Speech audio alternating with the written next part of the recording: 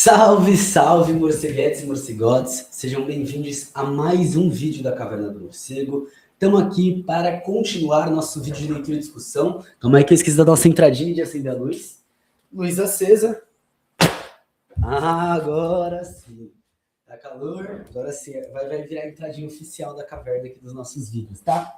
Bom, gente, a gente vai dar continuidade, então, à leitura de Pedagogia do Movimento Sem Terra, livro da Roseli Salete Caldarte, pela expressão popular, tá? A gente estava, então, lendo um pouco sobre a história e o processo, momentos importantes, momentos históricos, segundo a própria Roseli, para a formação do Sem Terra. E a gente, então, hoje vai falar sobre este segundo momento, que é a constituição do MST como uma organização social dentro de um movimento de massas, tá? Então a gente vai entender um pouco melhor, inclusive, o que a gente está olhando quando a gente olha e fala, é o MST. Por que o MST fez tal coisa? Não sei o quê.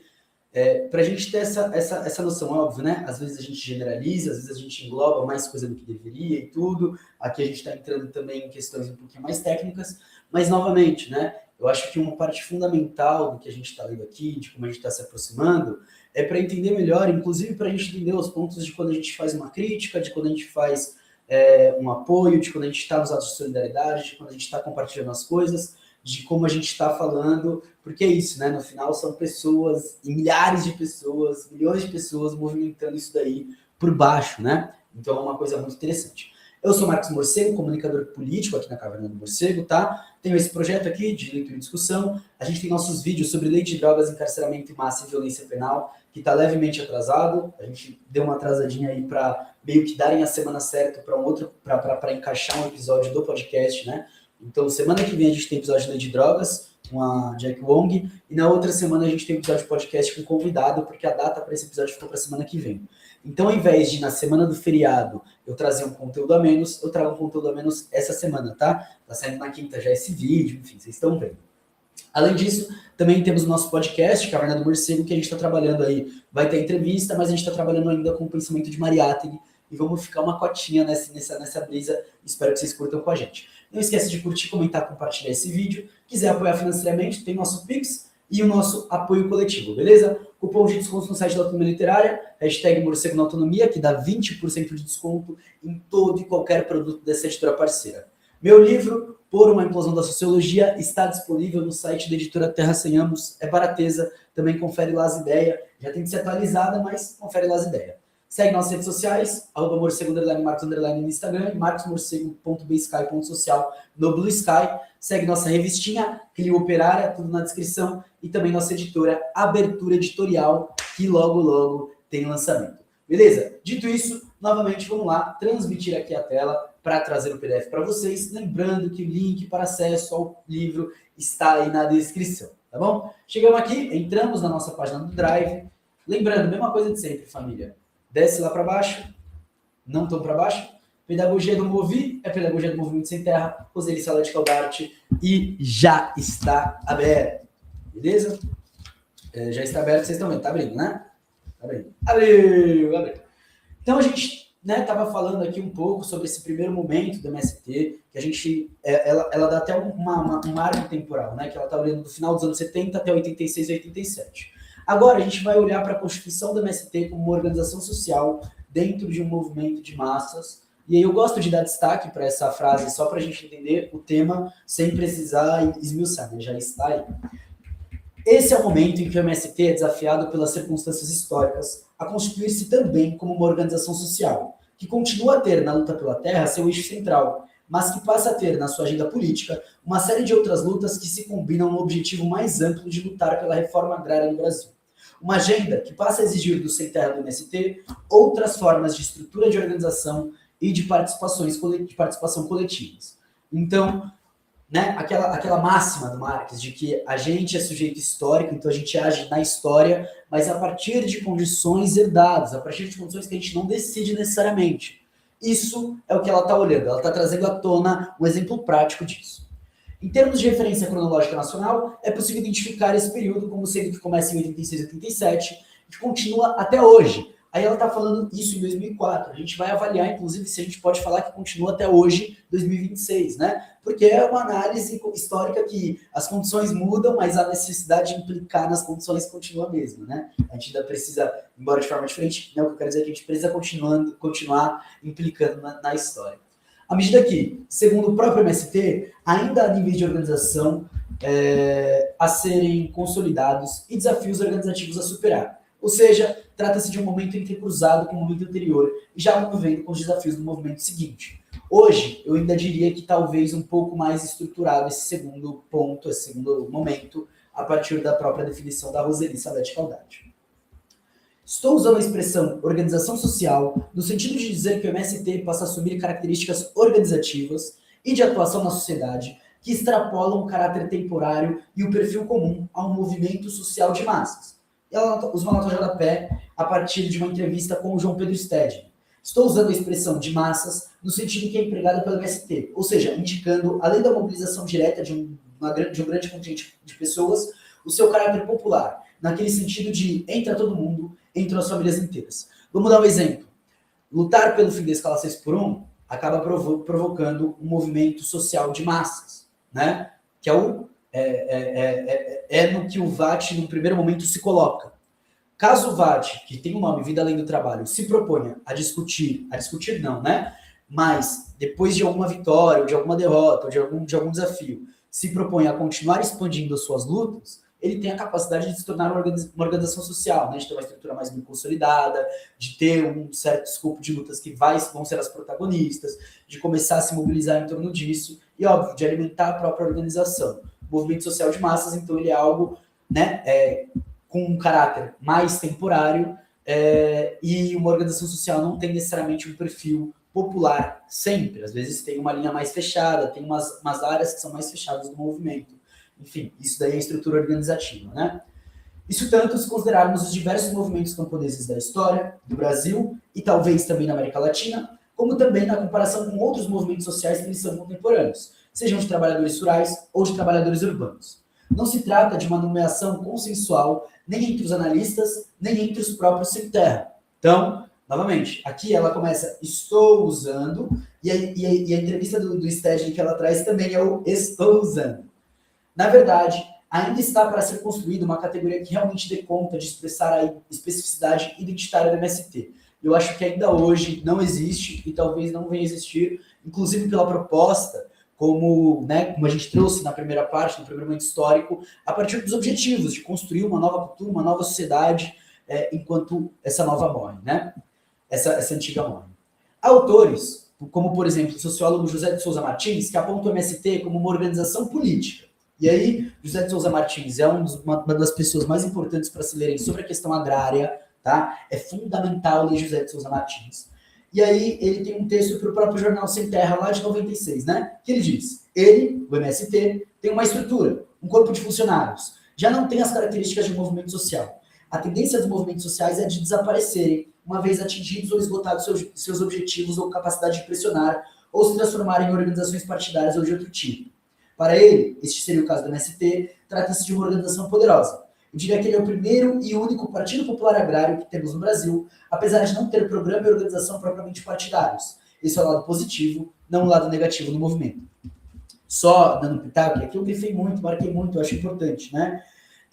Eu acho interessante pensar, e a gente vai aprofundar um pouco isso continuando esse próprio parágrafo, tá? Enquanto uma organização política no sentido estrutural do MST, e aí se aproximando de uma noção de partido que não é partido institucional. Lembrando, o partido bolchevique ele tinha sua linha institucional e tinha sua linha anônima, né? Sua linha ali subversiva, por baixo das coisas. Então, é uma das coisas para a gente se ter em mente. Mas, por outro lado, quando você fala no acampamento, no assentamento, você vê que tem muitas coisas que são particulares de um movimento social ou de uma organização social, né, para utilizar o termo que a própria Roseli Salete Caldati coloca. Então, eu acho que ele tem uma plasticidade, ou melhor, uma elasticidade para jogar nesses campos, a depender de onde do MST a gente está falando. Até por ser uma organização nacional, mas uma organização, e aí eu vou continuar lendo que a gente vai entender melhor. Outros, como a também socióloga Ilse Cherry Warren, que o mantém na categoria mais ampla dos chamados novos movimentos sociais. E aí ela tem um livro, Redes de Movimentos Sociais, que é um livro que eu estou para ler, quem quiser me mandar um livro, dá um salve. Por quê? O que acontece? eu não estou aqui com o meu, vou marcar aqui no final do livro, redes de movimentos sociais. Rapidamente, gente. Mas é porque dentro da USP, por exemplo, a gente tem a professora Ângela Alonso, que ela defende que a gente não tem novos movimentos sociais, né? Eu sou da galera que olha e fala, bom, tudo bem, a gente pode olhar e falar que não são novos movimentos sociais, são movimentos sociais com novas práticas políticas pedagógicas, mas isso daí vai levar a gente para olhar e falar, tá, a gente está num novo momento. Então, é uma questão que às vezes eu acho que entra muito num lado mais técnico do que efetivamente é uma outra coisa. E outros ainda, como o geógrafo Bernardo Mansano Fernandes, que já arriscam construir novas categorias, e no caso dele, considerando o MST como um movimento socio-territorial. E aí é isso que eu olho. Pela particularidade do MST enquanto um movimento socio-territorial, talvez isso possibilite que ele tenha uma parte de organização política desse sentido mais partido, e uma parte de organização política num sentido mais movimento social, organização social, enfim, talvez nessa distinção. É interessante porque, como eu posso falar, hoje a gente tem, né, por exemplo, o MST se colocando um pouco também na área institucional. Então talvez seja alguma coisa interessante para a gente notar e que vai entrar para as próximas avaliações. O consenso é o de que as categorias movimento social ou movimentos de massas, pelo menos em seu sentido originário, não conseguem explicar com precisão o papel histórico do MST. E eu acho que nenhum conceito vai conseguir explicar, justamente porque é algo que está se propondo a fazer algo que ainda vai surgir. E talvez não surja nem enquanto conceito, mas surja somente enquanto uma realidade que a gente vai ter dificuldade de escrever por causa da multiplicidade de coisas e porque os conceitos, quando pensados a partir da academia, e aí eu falo enquanto uma pessoa que está terminando o curso de Ciências Sociais, a gente vê muito isso, eles são para reduzir, para resumir, para explicar, e muitas vezes tem coisas que não dão para ser explicadas, que a gente vai ter que trazer um livro de 400 e lá vai cacetada de páginas para descrever. Internamente ao movimento, começa a ser usado por algumas lideranças a expressão organização de massas, juntando um pouco das coisas. É isso que eu estou falando. No sentido de indicar que se trata de uma combinação de características que, sendo fruto de uma construção histórica, não impliquem uma mudança de caráter, mas sim uma nova síntese de um caráter que esteve presente desde o início. O MST, e aí diz Ademar Bogo, em sua teoria da organização, entende que deve ter uma dupla estrutura, ser um movimento de massas amplo, mas, dentro destes, ter uma estrutura organizativa que dê sustentação ao movimento, transformando-se, assim, numa organização de massas. Esta organização é para melhor assimilar as ideias e pô-las em prática. Daí a constituição das instâncias, dos setores, dos núcleos, e aí tem a nota de rodapé, só não está paginada, mas é uma referência ao Ademar Bogo. Ademar Bogo, liderança histórica do MST, esteve na formação de construtores e defensores de territórios da Teia dos Povos, né? Foi uma das pessoas que estava lá como facilitador. Eu, infelizmente, não pude conhecê-lo pessoalmente. Já trouxe muito ele por causa dos livros de teoria da organização política. Então, a gente tem episódios sobre Agostinho Neto, Marighella, Che Guevara, até um da Rosa. A gente usa algumas referências dele, tá? Que ele tem esses volumes pela expressão popular, livraços muito importantes, inclusive. O MST perderia sua identidade principal se deixasse de ser um movimento de massas. Quer dizer, um movimento social que sempre o maior número possível de pessoas, rejeitando a ideia de luta por representação. A luta pela terra é diretamente feita pelos trabalhadores sem terra, e não por seus representantes. Então existe o escopo de quem faz essa luta, né? De quem protagoniza essa luta. Se fosse um movimento só de massas, totalmente aberto, totalmente amplo, a gente poderia ver, como geralmente acontece, intelectuais sendo à frente desse movimento. E não é isso que acontece. Mas essa identidade foi aos poucos retrabalhada e acrescentada a ideia de que essa luta de massas poderia ser feita desde uma estrutura organizativa mais complexa, que foi construindo novos aspectos e novas formas de atuação e de condução da luta como um todo. E, como diz o mesmo texto citado antes, então do Ademar Bogo, essa não foi uma decisão planejada no início. A conjuntura e o momento histórico vão colocando para nós algumas responsabilidades para os quais já não nos é mais permitido dizer não. E aí também esse lado, né, de a luta chamou para isso, a gente tem que fazer isso. Acabou. Não pretendo aprofundar essa discussão, mas apenas situar o contexto de significados da análise específica que estou fazendo neste tópico. Uso a expressão organização social para chamar a atenção sobre dois aspectos que me parecem importantes nessa discussão. Especialmente isso foca a construção histórica da identidade do MST e o processo de formação do Sem Terra próprio desse momento histórico. A formação da organização do Sem Terra em torno dos princípios e de estruturas organizativas mais complexas, e aí eu já falo sobre a estrutura dele, e que, por sua vez, mantém a flexibilidade e agilidade das mudanças proporcionadas pelo caráter de movimento social de massas. E a atuação do MST em um número cada vez maior de dimensões da vida social, firmando a identidade do Sem Terra como sujeito que luta pelos seus direitos sociais e políticos de cidadão. Terra é mais do que terra. A estrutura organizativa do MST combina a participação de seus membros em instâncias deliberativas, então âmbito nacional, estadual, regional e local, setores de atividades como produção, formação, educação, frente massa, comunicação, finanças, projeto, relações internacionais, direitos humanos e saúde, articulações nacionais de gênero, músicos e pesquisadores, estudantes universitários, que são ligados ao MST, núcleos de base, como acampados, assentados, funcionários ou militantes que atuam nas secretarias que ficam nas cidades, e dos estudantes de cada curso que são ligados ao movimento. E os princípios organizativos são os seguintes: direção coletiva, divisão de tarefas, profissionalismo na execução das tarefas delegadas, disciplina, planejamento, estudo, vinculação dos dirigentes com a base e crítica e autocrítica permanente. Isso segundo os documentos do próprio MST. A passagem histórica do primeiro para o segundo momento, então do que a gente falou antes, para esse segundo momento dessa trajetória que estamos tratando aqui, novamente pode ser identificada através de algumas decisões que foram sendo tomadas pelo MST a partir de questões ou dos desafios da realidade enfrentadas no processo da luta. Destaco duas decisões específicas que me parecem ter sido fundamentais na conformação das reflexões mais gerais que levaram o MST a assumir-se como uma organização social de massas. Então aqui, reparem que ela já começa a dar o termo dela, organização social de massas. Que é um pouco como ela abre, né? Ela abre falando uma organização social dentro de um movimento de massas. Então, é uma organização de massas que tem uma organização social. É isso que ela define, né? E, novamente, ela fala, né? Dentro de um tópico, segunda parte desse tópico, vai destacar duas decisões específicas. Gostei que ela não colocou tudo pontuadinho, tipo 1, 2, 1.1, 1.1, porque eu acho que fica mais orgânico. A primeira decisão foi a de que o MST seria também um movimento ou a organização dos assentados. Isso aconteceu logo que começou a ser conquistado um número significativo de assentamentos, colocando-se a questão da identidade do assentado. Boa parte eu não tinha grifado antes, porque ela coloca em itálico, e aí eu só estou grifando esses termos às vezes, tá?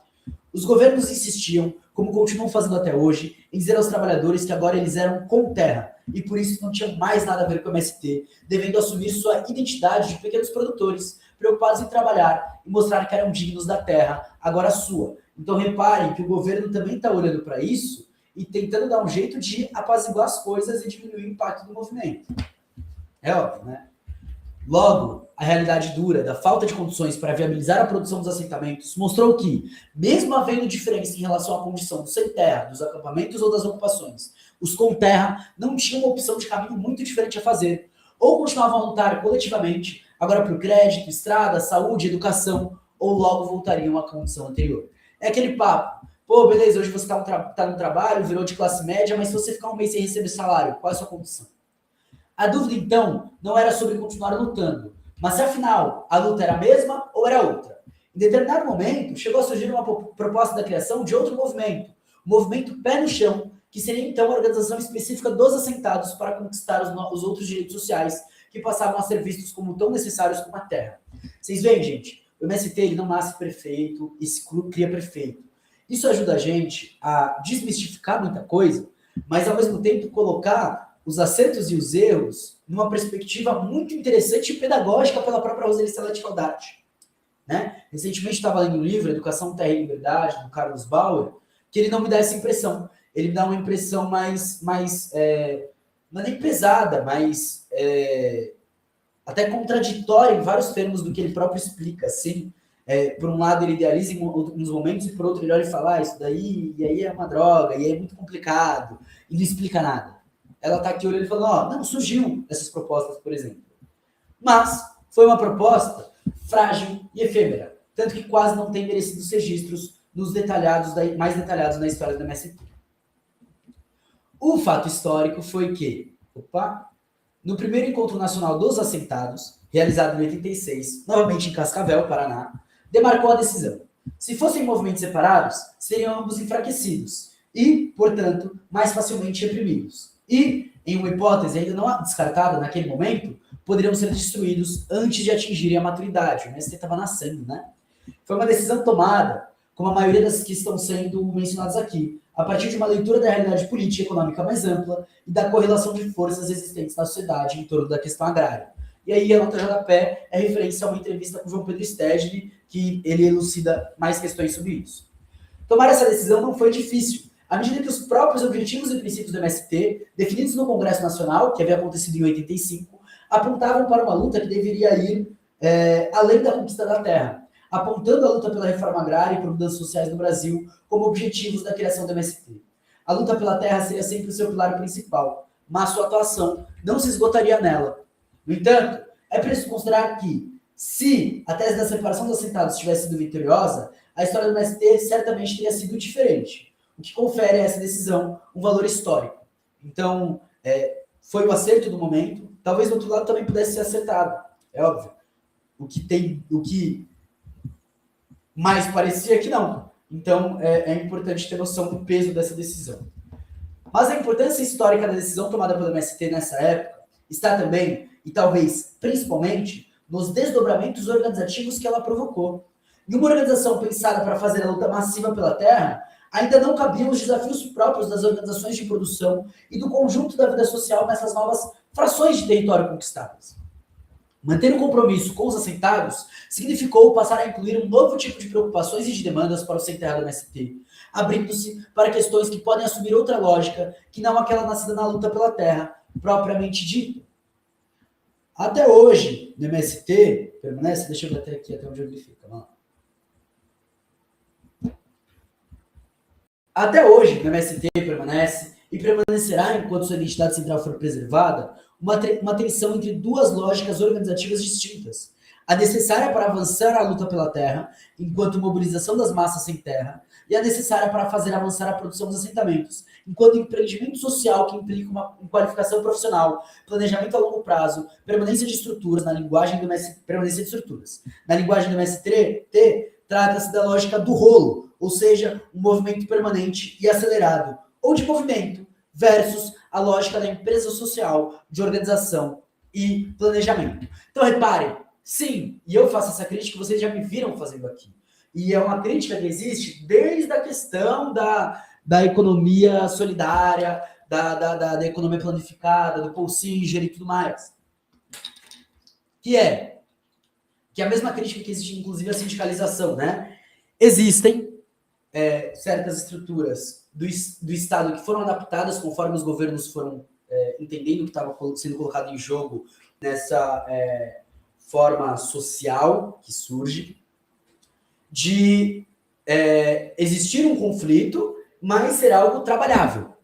Então, uma lógica de uma empresa social, ainda que cooperativada, ainda que com uma perspectiva, ainda está presa numa perspectiva, e aí é isso que está sendo colocado.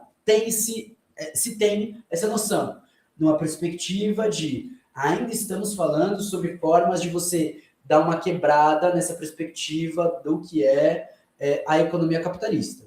Beleza? Beleza. Ainda tem um jogo dentro disso. Enquanto a lógica de rolo ou de movimento, que é essa lógica que busca ultrapassar, ela não está nem aí para isso. É a lógica da sociabilidade.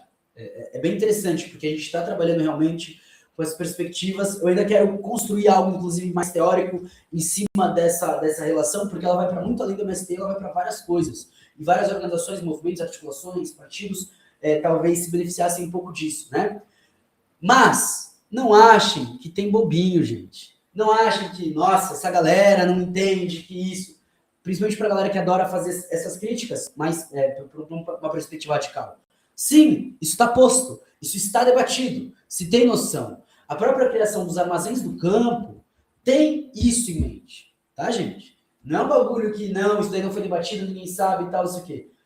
Talvez houvesse outras propostas que rumassem nisso de outras formas, mas essa foi a escolhida e se tem noção do que ela implica, isso está em debate. Esse movimento entre lógicas distintas surgiu a partir da necessidade de enfrentar as questões da produção, exatamente por ser a base da sustentação da nova vida pretendida nos assentamentos.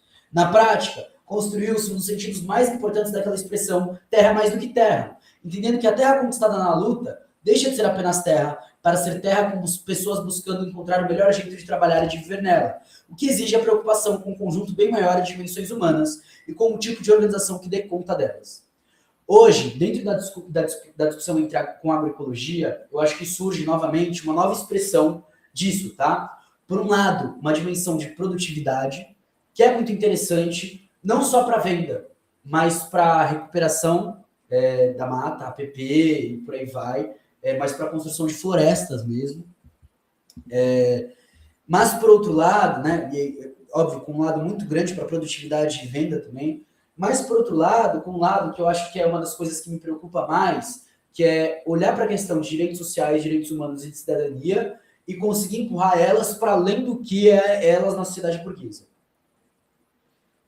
Inclusive por uma dimensão que já se tinha, mas agora se torna mais explícita, do cuidado e do carinho com a terra e com os animais. Com os rios. Uma perspectiva que eu acho que aproxima muito, numa dimensão de aliança de luta, camponeses, aldeados e quilombolas. Tá? Mas é fundamental compreender também que, embora nasça desse lugar, os assentamentos, essa tensão entre lógicas distintas culminou em um novo perfil organizativo do MST como um todo, que se caracteriza exatamente pela dialética dessas lógicas. Vou ler uma nota de rodapé que eu não tinha grifado, mas eu acho ela importante, tá? Leia-se. Uma pitada de lógica de rolo na condução das questões próprias dos assentamentos, evitando uma formalização conservadora que lhes distanciaria da luta como um todo. Uma pitada da lógica de empresa na condução da luta pela terra, fazendo das ocupações e equipamentos exemplos de ações bem-sucedidas e espaços de formação organizativa para uma luta que se prolongará além deles. E se, às vezes, as pitadas são colocadas de modo a destemperar determinadas ações, isso não é mais do que o risco necessário à criação de novos sabores. Mas isso é o que permite que, sim, a gente vai fundar uma cooperativa, mas a luta pela terra está aqui torando. Independente disso, a luta por uma produção agroecológica que tenha como vista a reconstrução de floresta está aqui tornando junto. O exemplo que o MST passa hoje não é mais só de a gente ter uma produção e uma cooperativa. A gente tem uma produção, uma cooperativa e a gente está revivendo aqui a mata, a gente está revivendo rios. Esse é o ponto. Isso é fundamental na luta pela terra. Fundamental. Na relação que se afirma existir entre o movimento de massas e a organização social, também responsável pelo fortalecimento do sem terra como sujeito social ou como sujeito da sua própria história. Importante chamar a atenção aqui sobre o que foi esse contexto de decisões e de combinação de lógicas que historicamente fez nascer o trabalho com a educação escolar do MST. Reparem, então, que agora ela já começa a arrumar para isso, né? Para começar a descrever isso. Apesar de ainda faltar muita coisa, ela vai começar a desenvolver nesses próximos passos como a gente chega na escola do MST e na educação, né? Na pedagogia do movimento sem terra. Eu gosto muito de falar sobre pedagogia da terra, estou gostando muito. E a pedagogia do movimento sem terra, ela tem uma particularidade bem interessante. E aí vocês vão ver que aí agora a gente vai ter parágrafos vários grifados. Do ponto de vista do processo de formação do sem terra, esse aspecto da combinação de lógicas é fundamental para a compreensão da sua identidade hoje. Os sem terra, que cortam cercas, ocupam terras, enfrentam conflitos com o Estado e os latifundiários, são também aqueles que se tornam dirigentes de empresas, que negociam em bancos, que fazem parcerias, que contratam técnicos e discutem as diretrizes de sua assessoria, que organizam sua produção em agroindústrias e que chegam até a regular mercados regionais através da produção agrícola que comandam. E é a própria realidade que garante a dialética deste processo. Os sem terra, dirigentes de empresas, também fazem lutas massivas de enfrentamento, ocupando o INCRA ou os próprios bancos para a liberação de créditos, marchando por melhores preços e condições de escoamento de seus produtos, ocupando secretarias da educação para garantir a construção de escolas. Reparem, então, que inclusive o lado dessa empresa social, ele tem um lado um pouco mais radical. Óbvio, a gente entende que aqui ainda tem uma dimensão de um jogo e conflito com o próprio Estado. E um jogo que ainda pode ser jogado ali dentro. Mas, apesar disso, é fundamental a gente entender por que surgem essas ações.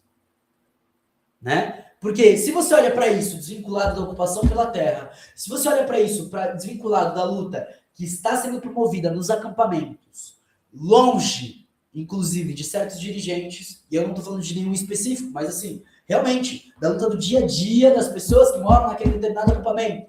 Geralmente é feito com alguns dirigentes, que são locais e regionais, é óbvio, mas longe dos dirigentes nacionais e estaduais, muitas vezes. Né? Coisas que são feitas ali, óbvio, né?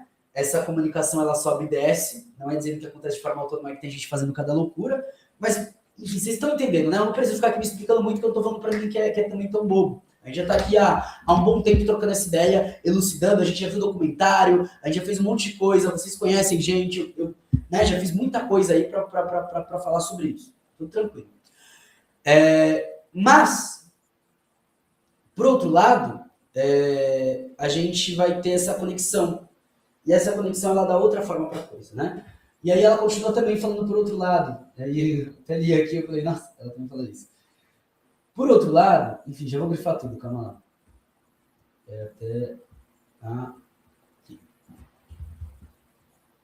Por outro lado, os aprendizados produzidos por uma lógica mais empreendedora de organizar a produção acabam se mesclando nas formas de condução das próprias lutas pela terra, complexificando a estrutura organizativa dos acampamentos e criando formas econômicas alternativas para a sua sustentação. Um exemplo que ilustra essa mescla de lógicas é a cooperação desenvolvida entre grupos de acampados para prestar serviço às comunidades próximas aos acampamentos, feita com o duplo objetivo de gerar renda para a continuidade da luta e cultivar o valor do trabalho. Queremos terra para trabalhar, então não podemos ficar sem trabalhar na terra enquanto lutamos para conquistá-la. O MST está com uma cozinha solidária lá no Rio Pequeno, né? Por exemplo, que é uma favela aqui de São Paulo. O MST e o Terra e Liberdade, eles têm um grupo de consumo, onde você pode comprar a cesta dos assentados, né? Inclusive, vão lá, sigam Terra e Liberdade, dá essa moral, fortaleçam a compra direto de produtos orgânicos. Vamos reerguer aí, vamos voltar. Vamos lá. A segunda decisão, desdobrada da primeira e já anunciada através desses exemplos citados, foi a de que os assentamentos não seria simplesmente uma reprodução da lógica de organização da produção e da vida social própria das famílias rurais de onde se originaram sem terra, mas que seriam um lugar de relações sociais alternativas. Enfim, isso. Não é só você morar com a sua família. E óbvio, isso talvez seja um dos grandes desafios que a gente já falou no primeiro momento, né, no primeiro momento histórico, que é essa relação de, às vezes você conquista a terra e é sobre, né? Às vezes não. É um pouco disso que a gente está, inclusive, debatendo aqui.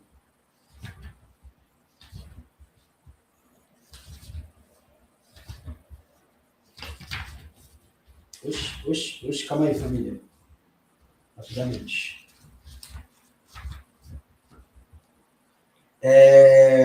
Apontando para a construção de novas formas de organização da produção e de desenvolvimento do campo como um todo. Ou seja, no mesmo momento em que o MST decide que os assentados também integram a sua base organizativa, decide também que incluirá em seu plano de atividades o estudo e a pesquisa tanto da realidade vivida pelos assentamentos já existentes, como de outras experiências de organização da produção que forneçam pistas para superar os desafios encontrados nesse campo. Stedley situa historicamente como esse processo foi sendo desencadeado. Na primeira etapa do movimento, é que ele tem o sotaque gaúcho, né?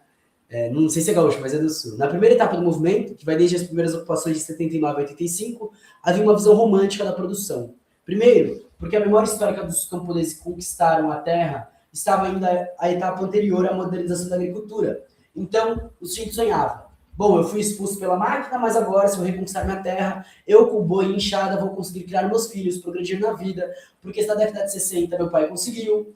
Essa era a memória técnico-produtiva que estava na cabeça dos camponeses. Essa loucura que ela escreve, me vem a voz do Stedley no ouvido. Aí, Stedley, você está muito bem convidado aí, junto com a Roseli Salete Caldarte, inclusive, se a gente quiser fazer um bololô aqui para a Caverna do Morcego, tá? Vamos fazer essa? Aí, galera da editora, galera da livraria, galera do Armazém do Campo, galera da TV Sem Terra. Vamos? Vocês também estão convidadíssimos, tá? Essa era a memória técnico-produtiva que estava na cabeça dos camponeses. Por isso, não queria discutir nenhum processo de organização da produção. Quando chegar à terra, eu me vi. Isso acabou isentando o próprio governo de fazer essa discussão, isentou os próprios assentados e acampados de fazer essa discussão conjuntamente, né? O único debate que nós começávamos a introduzir nessa época foi pelo viés idealista cristão. Será que não é melhor a gente trabalhar junto, fraternalmente, fazendo mutirão? Mas não era uma visão cientificamente elaborada. Então, algumas lideranças começaram a se preocupar em debater mais teoricamente, aprendendo com outras experiências históricas, lendo sobre isso. A partir de 87, 88, o MST criou seus setores de atividades, incluindo o setor de produção, que primeiramente era chamado de setor dos assentados, e que, a partir de 90, foi batizado de Sistema Cooperativista dos Assentados, SA, já sinalizando o fruto dos estudos que apontavam a cooperação agrícola, como um dos principais pilares de construção dessas novas formas de vida produtiva no campo. Em maio de 92, foi fundada a Confederação das Cooperativas de Reforma Agrária do Brasil, LTDA, a CONCRAB, tendo os mesmos sem terra como seus dirigentes. Em um balanço feito pelo próprio MST, a propósito dos 15 anos comemorável em 99, há uma síntese de alguns dos produtos concretos dessa decisão. No campo econômico, já somos mais de 200 mil famílias assentadas em mais de 7 milhões de hectares, libertos da cerca dos latifúndios. Isso daqui é segundo os dados do Procera, que é o Programa de Crédito Especial para a Reforma Agrária conquistado pelo MST em 1986, e que foi ameaçado de extinção pelo governo em 99 e várias outras vezes, né? Continuamos pobres, mas agora temos trabalho o ano inteiro, casa e produzimos alimento. Construímos 9 cooperativas centrais, 81 cooperativas locais de produção, de serviços de comercialização e 2 cooperativas de crédito. Temos mais de 45 unidades agroindustriais. Queria ler, inclusive, um relatório sobre isso agora. Depois vou pesquisar, hein? Conquistamos linhas de crédito especiais para a reforma agrária, como o Procera. O Procera é esse programa, tá? Essa publicação aqui é da agenda do MST, desculpa. Pesquisar o atual. E financiamento do BNDES para a agroindústria. Estamos orgulhosos de produzir as primeiras sementes agroecológicas de hortaliças do país. Ó, em 99, tá, gente? 99. Para vocês verem que, inclusive, esse passo para a agroecologia não foi um passo do dia para a noite. Ele demorou alguns anos. Ele demorou vários processos. Mas, o mais importante é que, em todas as áreas, conquistadas do latifúndio, transformadas em reforma agrária, agora vivem 20, 30 vezes mais famílias do que antes. Mais famílias com trabalho, mais alimentos sendo produzidos. Essas conquistas trazem consigo a continuidade do desafio, ainda longe de ser superado, que é o de implementar um novo modelo de desenvolvimento do campo em nosso país. Algumas experiências dos assentamentos já indicam, ainda tenuemente, por onde continuar a discutir e a lutar. Esse segundo momento histórico de processo de formação do Sem Terra tem, ademais, uma importância especial, porque, segundo entendo, ele pode ser considerado como um momento de emergência do Sem Terra propriamente dito, ou seja, aquele que assume feições principais da identidade que se firma até hoje e passa a se apresentar à sociedade. Sou Sem Terra, sou do MST. No sentido da expressão pelas análises de Thompson, esse é o momento em que se pode considerar consolidado o processo de formação do Sem Terra brasileiro. O que não quer dizer que o seu fazer-se não continue e não seja desafiado a novas sínteses dessa identidade, especialmente pelos desafios do momento seguinte. Muito pelo contrário, esses elementos continuam, porque a luta continua. Afirmo isso considerando as marcas principais da formação do Sem Terra nesse momento. O Sem Terra que se chama Sem Terra, que se sabe membro de uma organização social, que tem objetivos, princípios e uma estrutura organizativa que vai sendo ajustada às novas necessidades, que a expansão permanente da sua atuação vai produzindo, mas que mantém como eixo central da sua identidade o modo de ser de um movimento social de massas, dirigido por trabalhadores do campo e voltado para a realização da reforma agrária no Brasil. Na síntese das lógicas aparece, então, a consolidação das formas de lutas escolhidas no momento anterior e a formatação de uma dimensão que estava apenas no germe de sua, ou seja, a ideia do Sem Terra como lutador permanente e do MST como uma organização duradoura. Perfil produzido pela combinação de duas lições importantes dessa trajetória. A primeira, a de que a luta não acaba com a conquista pela terra. E a segunda, de que a luta também não termina enquanto existirem famílias sem terra, dimensão que aponta para a formação do valor da solidariedade de classe. Exatamente a ponte necessária com os desafios postos pelo momento histórico seguinte, que a gente já vai tratar. É também nesse momento a criação dos símbolos que passarão a ser marca da identidade do Sem Terra do MST, a bandeira vermelha e o hino do movimento. Nem todo mundo viu, né? Porque, enfim, mostra muito o rosto, eu fiquei meio pode postar, mas eu gravei eles cantando o hino com a bandeira, e o bagulho é muito lindo, família. O bagulho tem muito sentimento, o bagulho é aqui no coração, tá ligado? Realmente, você sente a solidariedade se expandindo ali a cada momento, se sente a luta, se sente... É isso, tá ligado? É um bagulho muito louco. E esse momento não pode ser considerado superado, porque ainda persistem muitos desafios produzidos pela construção do MST como uma organização social de massas. Para muitos sem terra, esse é um processo que está apenas em seu começo. E um dos principais desafios diz respeito à organização das famílias assentadas, de modo que continuem efetivamente a participar da dinâmica do movimento, então se integrem aos desafios colocados pelo momento seguinte. Bom, família, por hoje é só, né? A gente passou então por essa análise de o MST enquanto uma organização social de massas, segundo a definição final da Roseli Salete Caldatti, enquanto uma organização política, movimento socio-territorial e por aí vai, tá? Acho que a gente já debateu muito, né? Ela ainda não terminou os momentos, então eu acho que tem muita coisa que a gente vai fechar só na próxima parte. Já aviso, tá? A próxima parte ela vai ser grandinha, mas eu acho que esse final, né, esse terceiro momento, ele marca um final argumentativo, elaborativo, que se propõe a meio que, como posso falar, deixar a gente entendido de uma coisa geral dentro do MST. Que é essa questão da gente ter um olhar, ainda que de longe, da estrutura organizativa, para a gente entender por que o processo pedagógico está para além da escola, mas por que a escola também é importante. Ela está preparando esse terreno a cada momento. Isso é bem interessante, né? Porque, relendo, eu já tinha sentido muito isso nesse livro, porque foi um livro que me encantou muito. Apesar do tamanho, foi um livro que eu li assim, eu devorei. É porque ele é pedagógico. É porque ele é elucidativo. É porque ele vai trazendo a gente aqui, né? Ela olha e fala, pô, senta aqui, professora tá na sala, tá ligado? Vamos trocar uma ideia. E se propõe a esse diálogo. Então, eu acho um livro fundamental, tá? Pedagogia do Movimento Sem Terra, pela expressão popular, escrito pela Roseli Salete Caldatti. Família, por hoje é só. Espero que vocês tenham curtido o episódio de hoje. Não esquece de curtir, comentar, compartilhar, apoiar a gente financeiramente. A gente se vê no próximo. Até mais. Um grande beijo e tchau!